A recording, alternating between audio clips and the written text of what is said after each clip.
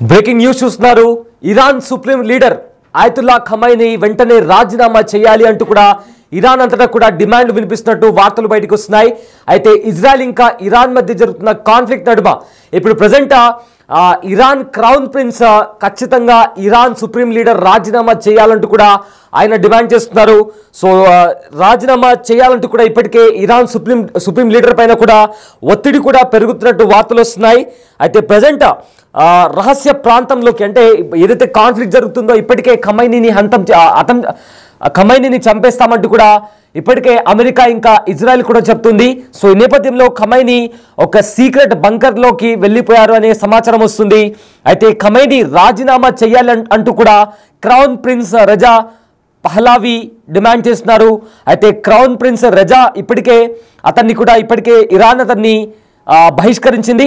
అయితే Islamic republic పాలనకు త్వరలో ఎండ్ కార్డ్ పడబోతుందంటూ కూడా రజా కొన్ని సంచలనమైన కామెంట్స్ కూడా చేశారు. ఇస్లామిక్ రాజ్యం కుప్పకూలడం ఖాయమంటున్నారు రజా. అయితే ఖమైనీ లొంగిపోయి చట్ట ప్రకారం శిక్షను అనుభవించాలంటూ కూడా రజా డిమాండ్ చేస్తున్నారు. అటు ఖమైనీని చంపేస్తామంటూ కూడా ఇప్పటికే ఇజ్రాయెల్ కూడా వార్నింగ్ ఇచ్చింది. అందుకే ప్రజెంట్ ఆయన ఒక బంకర్లో కూడా ఉంటున్నట్టు తెలుస్తుంది. అయితే ఖమైనీతో మాట్లాడేందుకు ఆర్మీ వాళ్ళు ఎవరిని కూడా అలౌ కూడా చేయట్లేదు. అయితే తనను చంపితే వారసులుగా మరో 3 సీనియర్ అధికారులను కూడా ఇప్పటికే అపాయింట్ చేసినట్టు కూడా తెలుస్తుంది. అయితే మత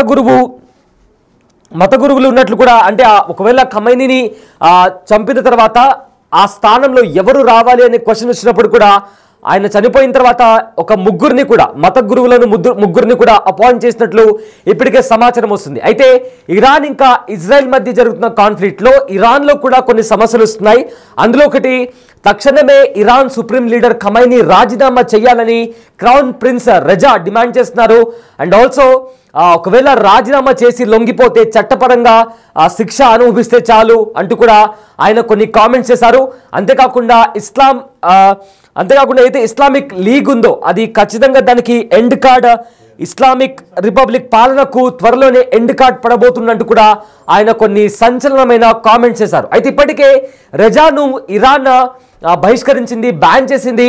సో ప్రజెంట్ అయితే ఏదైతే కాన్ఫ్లిక్ట్ నడుస్తుందో ఆ కాన్ఫ్లిక్ట్ నడుమ ఆయన బయటకు వచ్చి ఈ రకంగా ఇరాన్ సుప్రీం లీడర్ను ఉద్దేశిస్తూ ఆయన చేసిన కామెంట్స్ ఇవి. ప్రజెంట్ ఆ కామెంట్స్ హాట్ టాపిక్గా మారాయి. అయితే ఇజ్రాయెల్ ఇప్పటికే ఇరాన్ సుప్రీం లీడర్ ఎక్కడున్నారో మాకు తెలుసు అంటూ కూడా ఖచ్చితంగా చంపేస్తామంటూ కూడా కొన్నిసార్లు చెప్పడం జరిగింది. కానీ అమెరికన్ ప్రెసిడెంట్ డొనాల్డ్ ట్రంప్ ఆపినందుకు ఆ పని మేము చేయలేదంటూ కూడా ఇప్పటికే ఇజ్రాయెల్ చెప్తూ వస్తుంది. అండ్ ఆల్సో ట్రంప్ కూడా ఒకసారి ఇరాన్ సుప్రీం లీడర్ కదలికలు మాకు చాలా స్పష్టంగా తెలుసు, ఆయన మాకు చాలా ఈజీ టార్గెట్, కానీ ఆయనను మేము చంపబోము అంటూ కూడా ట్రంప్ కూడా తన ట్వీట్లో ఒకసారి చాలా స్పష్టంగా చెప్పారు. అయితే ప్రజెంట్ ఇరాన్లోని క్రౌన్ ప్రిన్స్ ఎవరినైతే ఇరాన్ బహిష్కరించిందో, బ్యాన్ చేసిందో ఆ క్రౌన్ ప్రిన్స్ రజా కూడా కొన్ని కామెంట్స్ చేశారు. ఇరాన్కి సంబంధించి కూడా ఇరాన్ సుప్రీం లీడర్ వెంటనే లొంగిపోయి చట్టపరంగా శిక్ష అనుభవించాలంటూ కూడా అతను చెప్పడం జరిగింది. అదేవిధంగా ఇస్లామిక్ రిపబ్లిక్ పాలనకు త్వరలోనే ఎండ్ కార్డ్ పడబోతున్నట్టు కూడా కొన్ని సంచలనమైన కామెంట్స్ కూడా చేశారు. అయితే ఇస్లామిక్ రాజ్యం కుప్పకూలడం ఖాయమంటూ కూడా రజా కామెంట్స్ చేయడం జరిగింది. సో ప్రజెంట్ అయితే దీనికి సంబంధించి కూడా ఇరాన్ అంతటా కూడా హాట్ టాపిక్గా మారింది.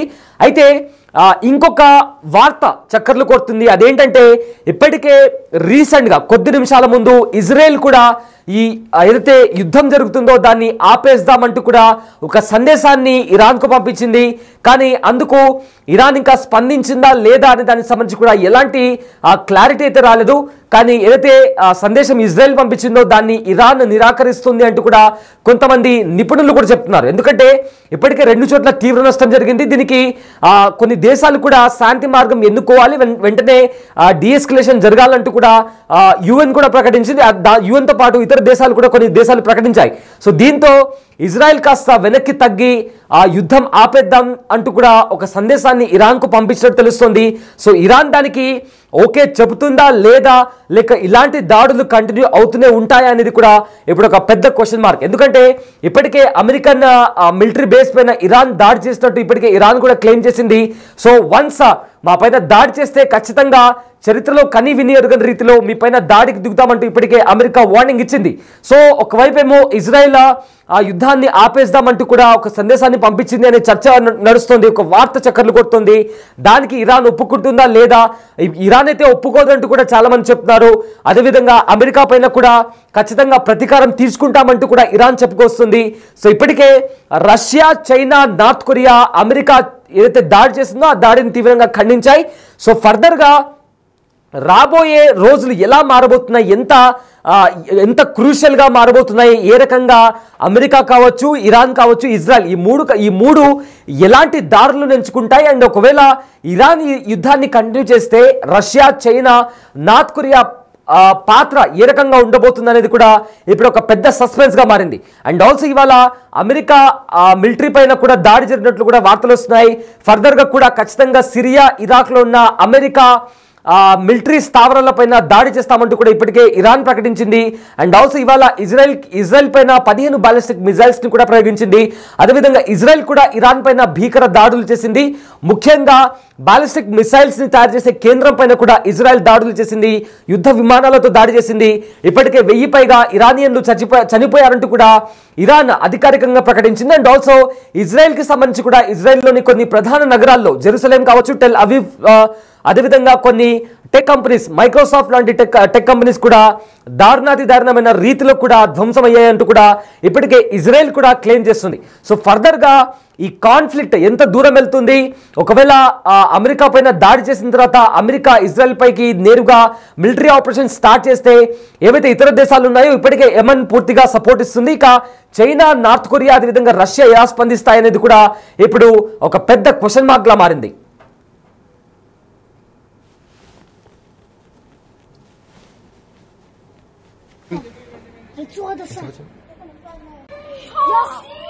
מה זה? מה זה? אלוהים ישמור. הצילו, נתת לי מפחד.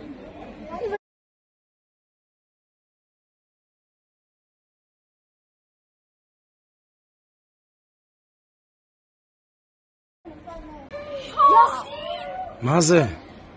מה זה? אלוהים ישמור. הצילו, נתת לי מפחד. אבל איזה פחד אלוקים. הם נופלים על הרצפה. נופל ב100%. השחתיכות של הטילים. רצו עד הסה. מה זה? מה זה? אלוהים ישמור. הצילו, נתת לי מפחד. אבל איזה פחד אלוקים. הם נופלים על הרצפה. נופל ב100%. השחתיכות של הטילים. רצו עד הסה. מה זה? ఇరాన్లోని 3 అణుస్థావరాలపైన అమెరికా దాడులకు ఇస్లామిక్ రిపబ్లిక్ అణు ఆశయాలే కారణమని కూడా బహిష్కరించబడిన క్రౌన్ ప్రిన్స్ రెజా ఆరోపించారు. అయితే సుప్రీం లీడర్ ఆయతుల్లా అలీ ఖమైనీ రాజీనామా చేయాలంటూ కూడా డిమాండ్ చేశారు. ఈ పాలనను అంతం చేయడానికి శాంతి మాత్రమే ఖచ్చితమైన మార్గమని కూడా ఆయన వెల్లడించారు. ఇక ఇరాన్లో ఉన్న 3 అణు కేంద్రాలపైన దాడిపై స్పందిస్తూ మాజీ క్రౌన్ ప్రిన్స్ రెజా ఎక్స్ వేదికగా ఒక సంచలనమైన కామెంట్ చేశారు. ఆయన ఏమన్నారంటే, ఇరాన్లోని 3 అణు కేంద్రాలపైన దాడులు ఇస్లామిక్ రిపబ్లిక్ వినాశకరమైన అణు ఆయుధాలను అనుసరించడం వల్లే నని కూడా ఆయన చెప్పడం జరిగింది. ఇది ఇరాన్ ప్రజల ప్రయోజనాలను పణంగా పెట్టింది. అలీ ఖమైనీ అతని ఆధ్వర్యంలో ఉన్న ఉగ్రవాద పాలన వల్లే దేశం విఫలమైందంటూ కూడా రెజా పేర్కొన్నారు.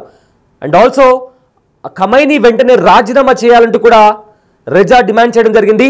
ఆయతుల్లా అలీ ఖమైనీ ఆయన అంటూ కూడా ఆయన ఒక ట్వీట్ని కూడా ఆయన చేయడం జరిగింది.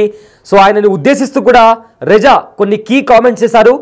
మీరు భూగర్భ బంకర్ నుంచి ప్రతీకారం తీర్చుకునే బదులు ఇరాన్ ప్రజల ప్రయోజనాల కోసం రాజీనామా చేయండి. తద్వారా అద్భుతమైన ఇరాన్ దేశం ఇస్లామిక్ రిపబ్లిక్ విధ్వంసక యుగాన్ని వదిలేసి శాంతి, శ్రేయస్సు, గొప్పదనం కోసం కొత్త అధ్యయనాన్ని ప్రారంభించగలదు అంటూ కూడా ఆయన పేర్కొన్నారు. అయితే దేశంలో శాంతిని మళ్ళీ పీస్ని రీస్టోర్ చేయడానికి ఏకైక ఖచ్చితమైన మార్గం ఖమైనీ పాలన ముగింపు మాత్రమేనని ఇరాన్ మాజీ క్రౌన్ ప్రిన్స్ రెజా ట్విట్టర్ ద్వారా ఆయన చెప్పడం జరిగింది. అయితే నిజానికి జూన్ 22న ఉదయం అమెరికా ఇరాన్లోని 3 ప్రధాన అణుస్థావరాలపైన దాడి చేసింది. దాడి తర్వాత అమెరికా అధ్యక్షుడు డొనాల్డ్ ట్రంప్ దాడి విజయవంతమైందని, మా విమానాలన్నీ ఇరాన్ గగనాతలం నుంచి సురక్షితంగా బయటకు వచ్చాయంటూ కూడా ఆయన అన్నారు.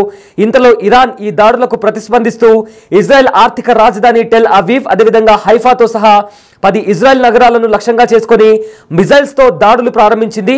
ఈ వైమానిక దాడుల సమయంలో ఏదైతే ఎమర్జెన్సీ సైరన్స్ ఉంటాయో ఆ సైరన్స్ అన్నీ కూడా ఇజ్రాయెల్ అంతటా కూడా మారుమోగాయి.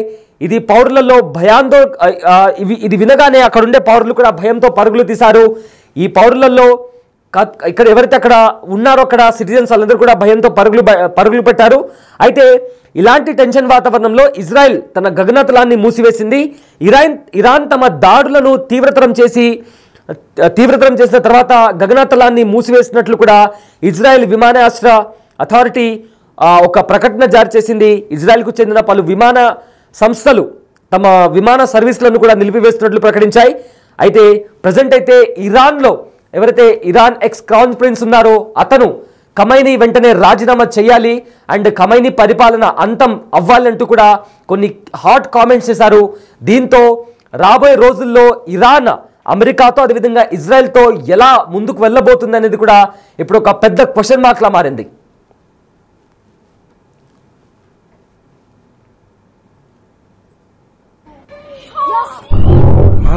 Ana, Alberto Badlone Galicia.